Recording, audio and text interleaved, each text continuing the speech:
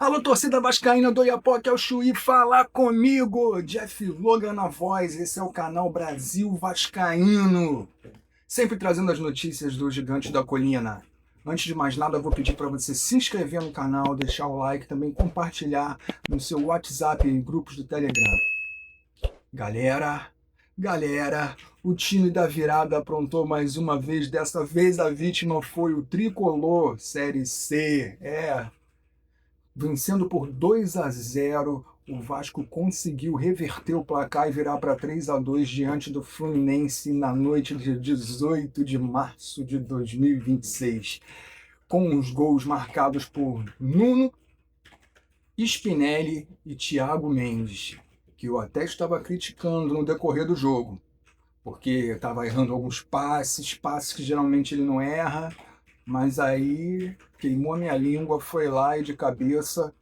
Lembrando que o Fábio é um goleiro gigantesco, maravilhoso. Os dois gols, tanto do Spinelli quanto do Thiago Mendes, foram no contrapé do Fábio, que não pôde fazer nada. Do Spinelli, muito menos, foi muito no canto, cara. Muito no canto, não tinha nada que ele pudesse fazer. Galera, e agora o Vasco pegou o elevador, foi para a 10ª posição, já ocupa a primeira página da tabela e vai se concentrar para a partida contra o Grêmio, que vai ser realizada em São Januário na próxima rodada. O time de Renato Gaúcho, que eu até vou falar, hein? As alterações eu não concordei.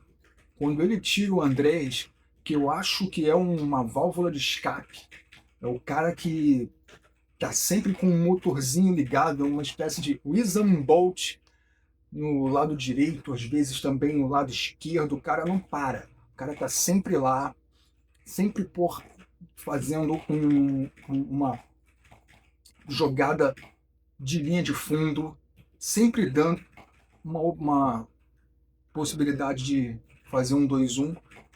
E o cara foi sacado. Porra, chega ele, quando foi substituído, bicou Gatorade, bicou garrafinha. Eu também achei, pô, o cara vai colocar Fiquei achando um tanto quanto ousada essa substituição. Ainda bem que deu tudo certo. Quando o Spinelli empatou, eu até comentei com as pessoas que estavam próximas. Será que hoje a gente vai ter uma noite de Fabrício? Quem lembra do lateral que era muito criticado e que em 2018, numa semifinal de campeonato carioca, ele faz um gol espírita no último lance do jogo e vira para 3-2, mesmo placar de hoje. Cara, só alegria, tô feliz e assim, tenho certeza que na última rodada contra o Cruzeiro, se o Vasco não tivesse em desvantagem numérica, teria também chegado à vitória. E aí, amigo, já estava olhando para pré-Libertadores, já estava olhando para Libertadores, enfim, já estava pensando em coisas maiores. Mas vamos devagar. Estamos ali, estamos em décimo lugar na competição, vem aí um jogo com o Grêmio, em casa, vencendo esse jogo também dá um up, e a gente tem tudo para melhorar na tabela. Porque vai ter a pausa para a Copa do Mundo, quando voltarmos da Copa do Mundo, a gente já tem que estar ali, vai vir janela, né? Fazer aquela contratação pontual, que precisa de um volante, ver como a coisa desandou, cara. Porque logo no começo do jogo, o Hugo Moura acaba dando uma vacilada assim, infantil. E porque é um passe que você aprende nas categorias de base, você já tem que dominar isso, cara. Essa saída de bola aí não pode errar. Ainda mais jogador profissional, não pode errar. E ele errou. Depois ele sentiu tanto o erro que ele começou a dar pichotada na bola. Você não conseguia ter um passe decente do Hugo Moura. Ele veio entrar no jogo, já era quase 40 no primeiro tempo. Então, assim, quando você tem um banco, aí você teve o Barros expulso. Você tem o Cocão que tá machucado, Cocão e Jair, eu não vou nem colocar nesse balaio, porque eles estão fora de atividade. Mas aí você fica tendo que contar só com um volante, que era o JP. Acho que precisa de um volante que chegue ali, chegue chegando.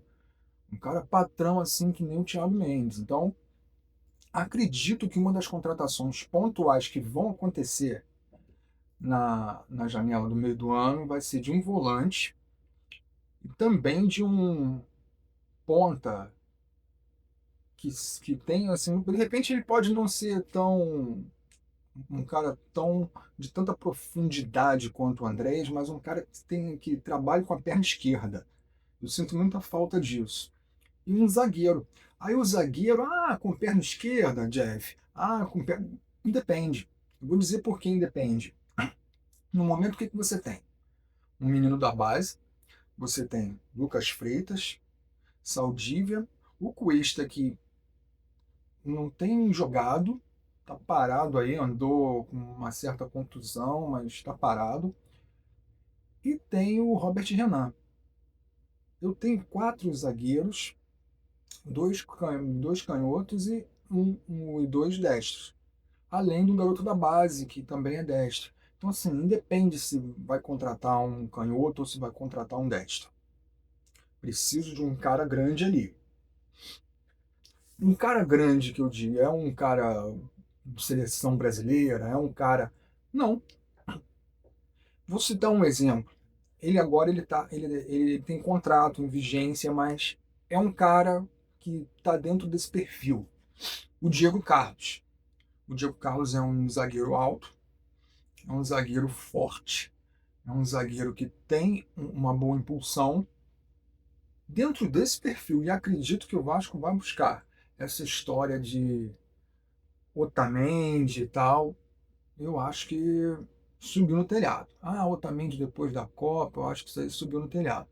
Até por causa da idade. Aí a galera vai falar, mas o Thiago Silva, 40 anos. Peraí, cara.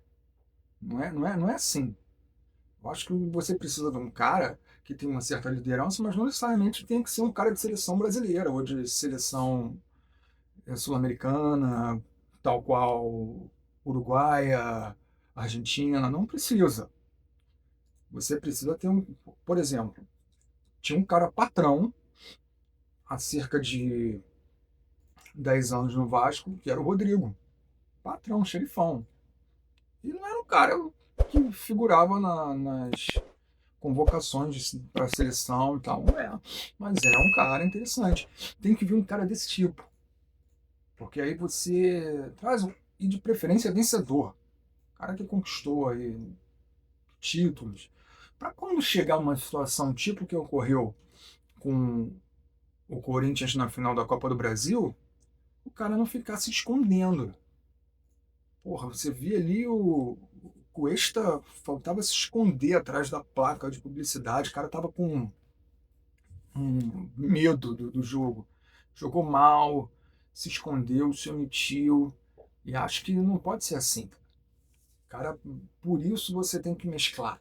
Tem que trazer experiência, tem que trazer a volúpia da base, tem que ter uma galerinha ali que já vem, que já tem já dá uma encorpada, uma estrutura, de certa forma, um esqueleto no time.